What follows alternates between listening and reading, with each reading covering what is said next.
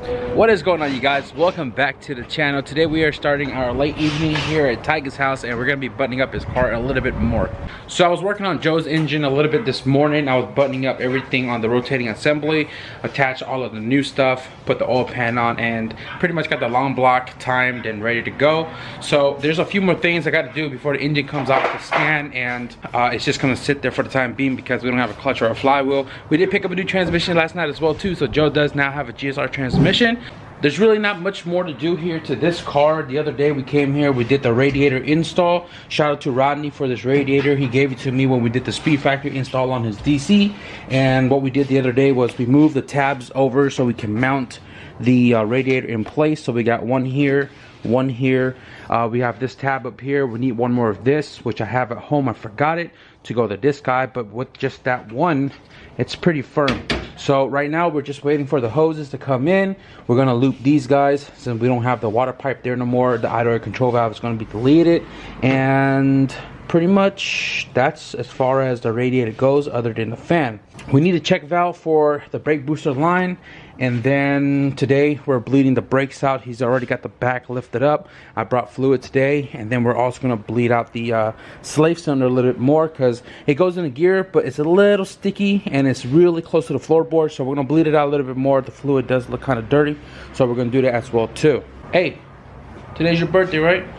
Yeah. So yeah, today is also Tyga's birthday, and I'm here today to try to get the car to be done so we could do a burnout, which I don't think we're gonna do because we still don't have the radiator hoses. They're supposed to come in today, but again, if you guys could give Tyga a shout out. For those who've been asking, Tyga does not have any social media, so you know what I'm saying, if you guys could just leave it in the comments below, I'd appreciate that. I'm sure he will too.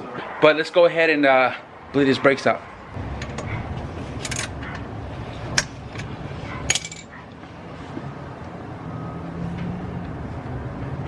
Pump it.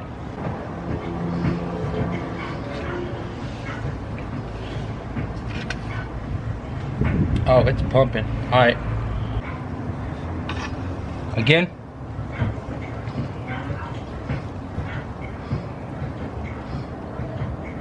Hold. Go ahead. All right. I'm gonna switch sides.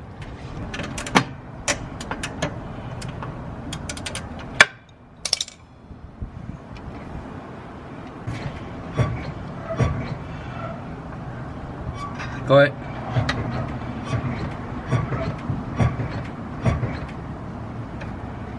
Again. Alright. Hold the brakes down real quick. Yeah. Yeah, that bitch is locked up. We only got two jack stands, so he's dropping the car right now. And we're gonna pick up the front and do that side. And I believe this is the last one.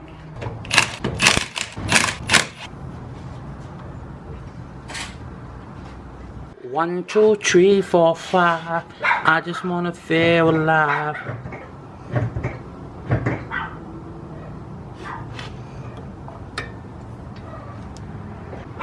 One, two, three, four, five. Looking solid, yeah. Pretty solid. E-brake's down, right? Yeah. One more time. One more time. Solid. All right. Do your clutch like same thing, 5-time hold. All right.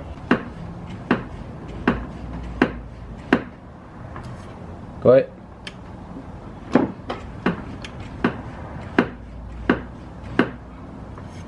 Go ahead. And that thing's dark. Actually, just pump it out. In case you guys are wondering why it moves so much, this transmission has the tabs for the slave broken off, so we had to like improvise and make another like mounting location for the slave. I have to make another like point so that way this doesn't flex as much as you guys saw right now, but this is the transmission we had. We had to make it work some way somehow. Obviously it's working. It's just the other day when we did this, it was kind of like you got to max up the clutch pedal in order to go into gear, and even when going to gear it was like notchy. but I think it's because it flexes a lot. So we're gonna have to find a solution for this another day, because I don't have my welding machine here. We're just hoping that we can get this car to run, so that way we can drive it to my house, so that way we can tinker with it more over there. But right now, I mean, it's working. So I came back home, and there wasn't much more we can do with Tyga's car. His radiator hoses are out for delivery today, but he says that his mail guy always plays with them and shows up at like 9 or 10 o'clock. So I wasn't gonna hang out till 9 or 10 o'clock, but I came back home. So when he gets his hoses, we either go back tomorrow and finish up his car a little bit so we can take it for his first drive. But I can't guarantee you guys that. So I don't think I have much going on here in the garage, or at least in part of this video. So we'll pick up back with you guys when we figure out something to do. What's going on, you guys? So in continuation with Tyga's car, we're out here in the junkyard, and we're looking for a rear bumper for his car, because the plastic dip kind of messed up his rear bumper, because he wants to paint it. And I got a tip that this car is here. It's an Integra, right? But it had an H2B yesterday, just dropped in yesterday, and I didn't make ways to come out here, but today we did, and somebody already took the transmission. This is why you don't sleep when you get pro tips. But I mean, it looks like the H2B kit is still here. It seems like the bracket back there is still on there. Flywheel spacer is still on here. The driver's side adapter is still there, and this car has a lot of custom fabrication. You can see the alternator relocation kit. Somebody made that. And check this out. The steering wheel is on a custom hub as well too. Yo, I guess if it works, right? Well, it's a cheap steering wheel. But yeah, I mean, we're just here looking for a CRV bumper, but I knew this car was here. I wanted to check it out real quick. Probably gonna walk the rest of the yard and see what's in here, and then probably head back to Tyga's place. So hopefully we can try to get his car going, because he said he has his radiator hoses finally. Man, this is such a nice color. You guys can't see it in the camera because the sun glare, but oh, this is totally not an OEM color. That looks really good.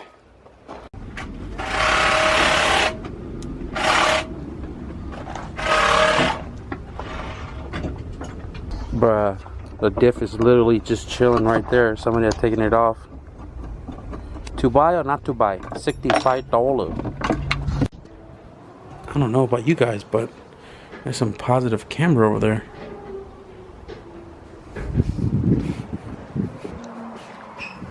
I mean, this one's not as bad as the other side, but it is towing out for sure though. Yeah. Steering wheel is straight. But yeah, guys, so like I said, the last thing this car needs is the radiator, the cooling system. And he has the fan hooked up. He has a top hose. This is the O'Reilly's part number. Let me see real quick. 23137. And for some odd reason, it fits perfectly. So there's enough room here for an intake, which we'll fabricate later. We don't need to throw an intake on it right now.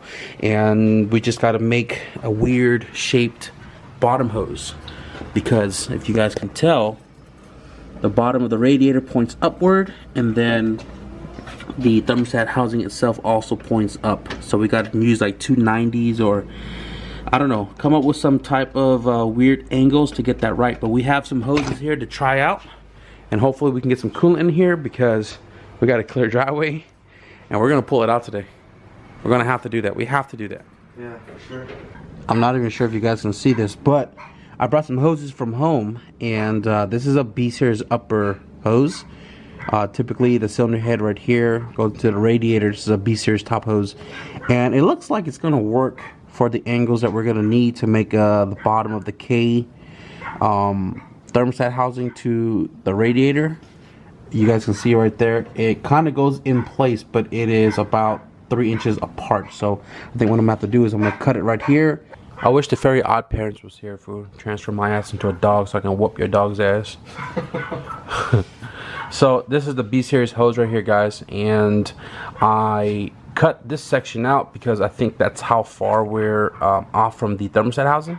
And we went to Home Depot earlier to grab this piece from the plumbing aisle, and I did this on my brother's car a long time ago, and it works perfectly fine. So what you do is, when you need to adapt two hoses together and not have to buy like the coolant adapter to put the sensors and stuff on.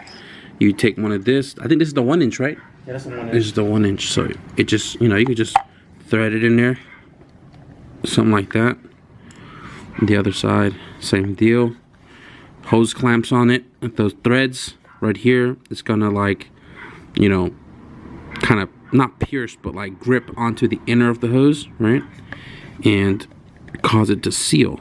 I mean, at least that's how I think the theory is of it is, because like I said, it worked on my brother's car, so we're gonna need it something like, I don't know, something like this. So I'm gonna go ahead and stick this back in the car before I clamp it down, make sure everything works.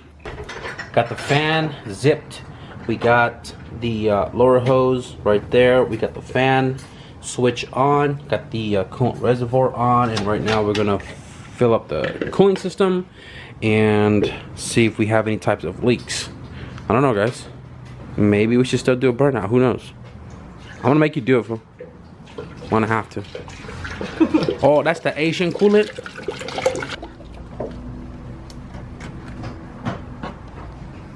Now it stopped.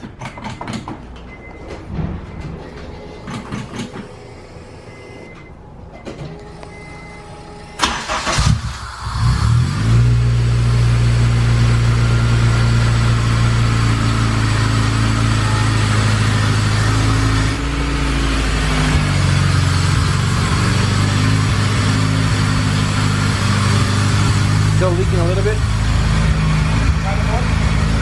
Is that where it's coming from? Yeah. Guys, surprisingly, I fit in this small ass seat, dude. I'm literally sitting in here, freaking with my boys tucked up. Yo, what you gotta do though, you have to adjust the seat where it's kind of leaning you back a little bit. I feel like I'm sticking way up forward. Yeah. You gotta adjust that some way, somehow. But can't believe I fit in this thing.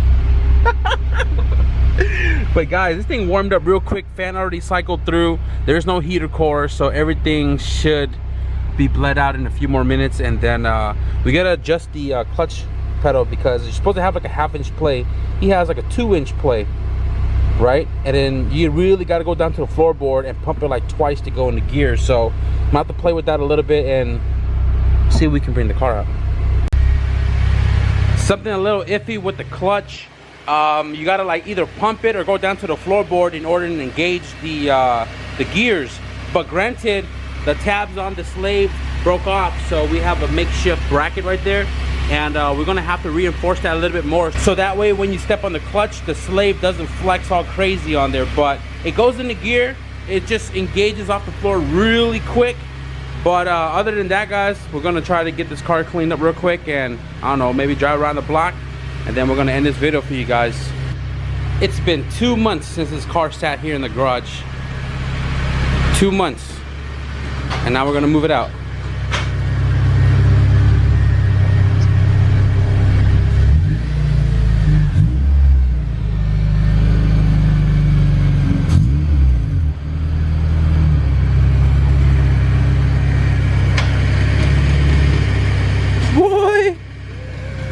Boy, look at that positive camber though. That's crazy. Definitely gonna need a camera kit, man. Oh my god. Oh wow. Not bad, guys. Not bad. I think we're gonna end the video right here after the first drive. We'll take you along down the street real quick. But when this car is all nicely and buttoned up, guys, we're definitely going to give you guys a full rundown on everything that was needed to go K in this car, and what we've done as far as getting the K planted in here. So yeah, we're gonna clean it real quick and take it around the block. Orderly. Damn, fast guy. Damn, fast guy. Get rid of the power steering, they said. It'll be fun, they said, right?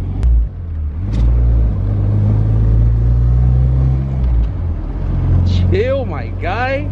Everything's vibrating on here.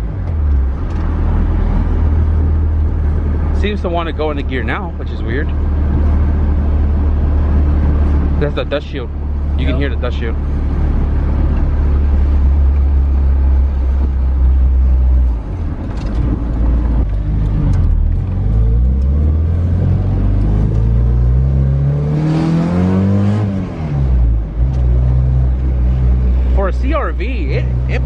really nice on that Jeremy that base map.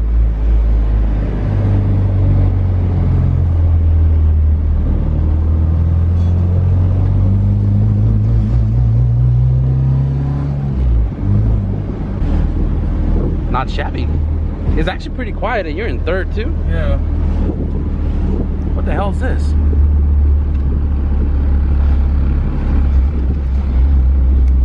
What in the So this is weird. It's not crazy positive camber like it was when we left. Did it just settle or something? Alright guys, so this is pretty much gonna wrap up the video for Tyga's first drive in his K-Swap RD1. I'm pretty sure he's stoked. I talked to my tuner just now, and he's gonna be coming down to Cali from Hawaii real soon, and this is one of the few cars that we're gonna have to get tuned, and I'm hoping that this car makes some really nice, usable, decent power. So in the meantime, between now until Jeremy comes in, we're gonna try to source Tyga here an RBC manifold, a 70mm throttle body, and some RDX injectors to try to make the most out of this K24A2 TSX engine. And right now, we're just gonna go ahead and button up a lot of little things, you know, put his bumper and everything back on, pretty much get it ready to go. He's gonna drive it around, put some miles on it. Definitely though, got to do his alignment. But other than that, the car drove nicely on the base map. It's not even a street tune, it's a straight up base map. And I'm sure this car would feel a lot better when the car is more dialed in, but for the most part, we know everything works. The coolant's not leaking no more. The car has no crazy surging idle. The brakes work, and we're pretty much almost done with this K-Swap RD1. Yup. So if you guys enjoyed this progress on the RD1, be sure to give this video a thumbs up. And if you guys want to stick around for the KCRX build, I am going to continue it tomorrow so we can further make progress on. I keep looking over there. My car's not even here. I'm not even home. And if you guys want to stick around for the KCRX build, I am going to resume working on it tomorrow. It's been a couple of weeks since I put it off, but I have everything to continue working on it and getting it running hopefully by this weekend. So be sure to hit the subscribe button. But with that being said, guys, thank y'all for watching, and I'll see you guys in the next video. Peace.